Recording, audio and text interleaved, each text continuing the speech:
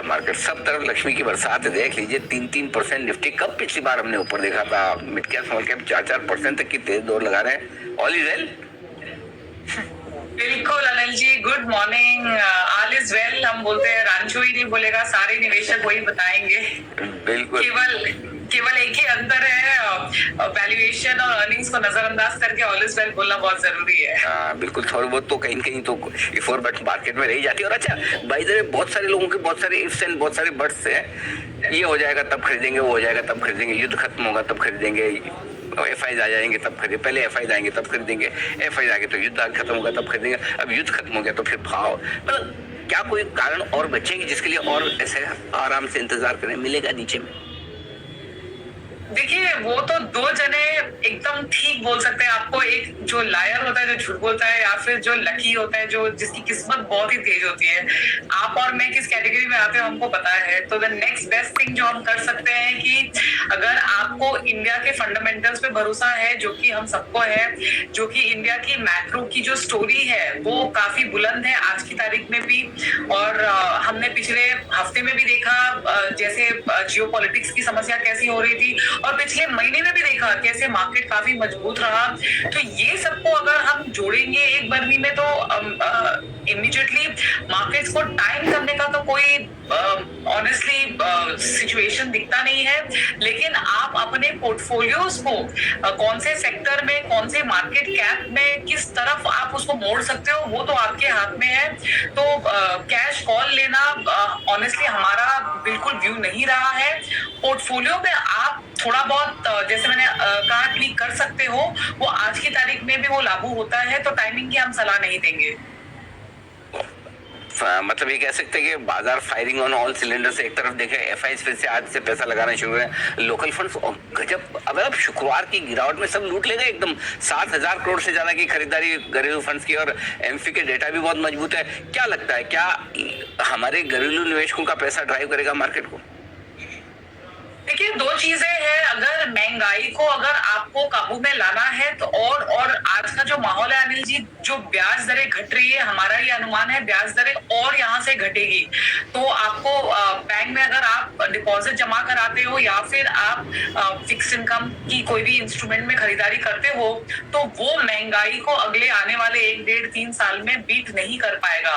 तो उसके लिए घरेलू निवेशकों को इक्विटी में लगाना बहुत बहुत जरूरी है। और मैं ये कहूंगी कि आप टाइमिंग बिल्कुल ना करें। जैसे आपको स्टैगर करते जाना है, हर फॉल में अगर आपको लगाना है, जैसे आपको लगे आज तो 700-800 पॉइंट की तेजी हो गई, आप क्या ही करेंगे। लेकिन अगर आपको दिवाली बाजार में दिवाली के पहले अगर दिख जाए, तो ये तो आपको हाइंडसाइट में ही पता चलेगा। तो इसलिए ये पैसे लगाते रहना बहुत जरूरी है, क्योंकि आप जो आज लगा रहे हो अगले 3-5 साल के हिसाब से लगा रहे हो, अगले 3 हफ्ते के हिसाब से नहीं लगा रहे हो। तो पैसे लगाते जाइए।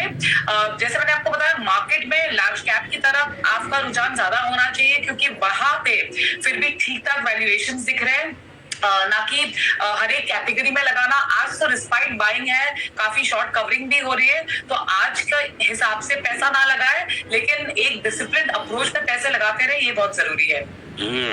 बिल्कुल, ये बात जरूरी कि बाजार में अगर आप नियमित रहें और अनुशासित रहे तो फिर पैसे तो बन ही जाएंगे, और तभी आपका निश्चित समय पर पैसा लग भी पाएगा। अब बताइए, पैसा लगाना कहाँ है, क्या पसंद आ रहा है आपको इस बाजार में? सस्ता तो कुछ भी नहीं है, लेकिन हमको उसमें से भी छांट के निकालने हैं कि अगले 8 या 10 क्वार्टर के हिसाब से क्या हमको ठीक लगता है।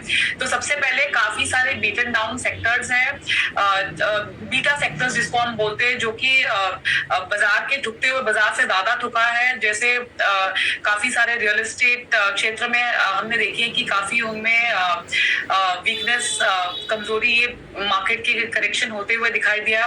पीएसयू स्टॉक्स में हमने काफी करेक्शन देखा।